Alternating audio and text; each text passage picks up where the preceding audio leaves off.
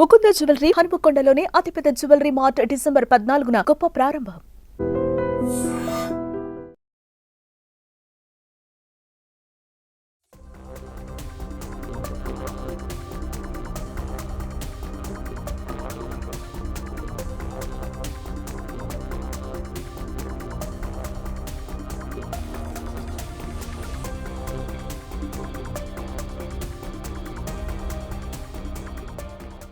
Welcome to I dream. భార్య వేధింపులు తాళలేక భార్య బాధితుడి ఆత్మహత్య ఇప్పుడు దేశవ్యాప్తంగా సంచలనం సృష్టిస్తోంది. భార్యతో విభేదాల కారణంగా తీవ్ర మనస్తాపానికి గురైన ఒక టెకీ బెంగళూరులో బలవన్మరణానికి పాల్పడిన ఘటన ఇప్పుడు దేశవ్యాప్తంగా సంచలనం సృష్టిస్తోంది.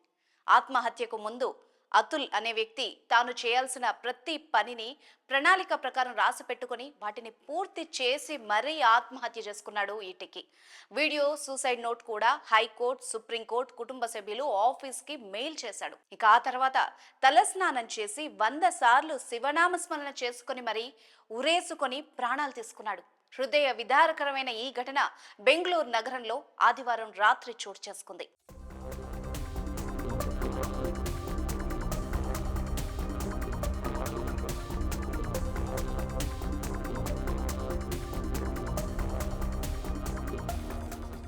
ఇక భార్య వేధింపులతో తీవ్ర మానసిక వేదనకు గురైన టెకీ ఆత్మహత్యకు పాల్పడడం ఇప్పుడు సంచలనం సృష్టిస్తోంది.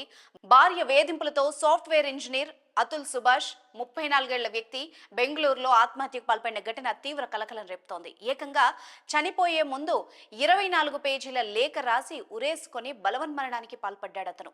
ఉత్తరప్రదేశ్లోని జౌన్పూర్కు చెందిన అతుల్ బెంగళూరులోని ఒక కంపెనీలో ఐటీ డైరెక్టర్గా పనిచేస్తూ మాతరహళ్లి మంజునాథ లేఅవుట్లో నివాసం ఉంటున్నాడు. అతుల్తో గొడవ పడిన భార్య యూపీలోని పుట్టింటికి వెళ్లి పోలీసులకు ఫిర్యాదు చేసింది.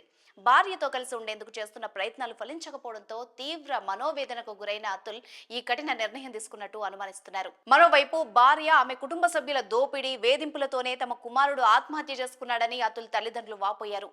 కోర్టు కేసుల కోసం బెంగళూరు నుంచి యూపీకి 40 సార్లు తిరిగేవాడని, తీవ్ర ఒత్తిడికి గురయ్యాడని కన్నీటి పర్యంతమయ్యారు ఆయన కుటుంబ సభ్యులు. వాళ్ళు మా కొడుకును, మమ్మల్ని వేధించారు, కానీ నా కుమారుడు అన్నీ తానే తీసుకున్నాడు, అన్నీ తానే భరించాడు, మమ్మల్ని బాధ పెట్టలేదు, లోపల కుమిలిపోయాడు అంటూ ఆయన తల్లి ఆవేదన వ్యక్తం చేశారు.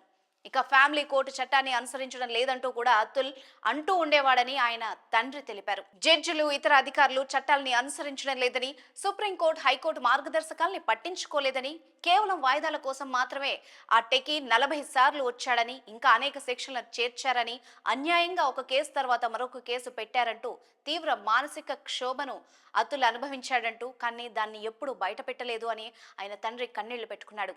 ఆత్మహత్యకు ముందు అతుల్ పోస్ట్ చేసిన వీడియో, రాసిన సూసైడ్ లేఖ సామాజిక మాధ్యమాల్లో వైరల్ అవుతోంది. తనకు న్యాయం కావాలి అన్న టీషర్ట్ ధరించి ఉరేసుకొని ఆత్మహత్య చేసుకున్నాడు అతుల్. తన సూసైడ్ లేఖలో భార్య నిఖిత సింఘాని, ఆమె తల్లి నిషా సింఘానియా, సోదరుడు అనురాగ్ సింఘానియా, బాబాయ్ సుశీల్ సింఘానియాలే తన మరణానికి కారకులని కూడా ఆరోపించారాయన.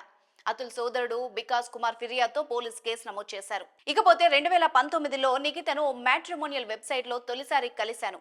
ఆ మర్నాడు వివాహం చేసుకున్నాం. ఏడాది తర్వాత ఓ బాబు పుట్టాడు. నిఖిత కుటుంబం తరచూ డబ్బు డిమాండ్ చేసి లక్షల రూపాయలు దోపిడీ చేసింది. నేను డబ్బులు ఇవ్వలేదని 2021లో కొడుకుని తీసుకుని పుట్టింటికి వెళ్లిపోయింది. ఆ మరుసటి ఏడాది నాపై అసహజ శృంగారం, వరకట్న వేధింపులు తదితర కేసులు పెట్టింది.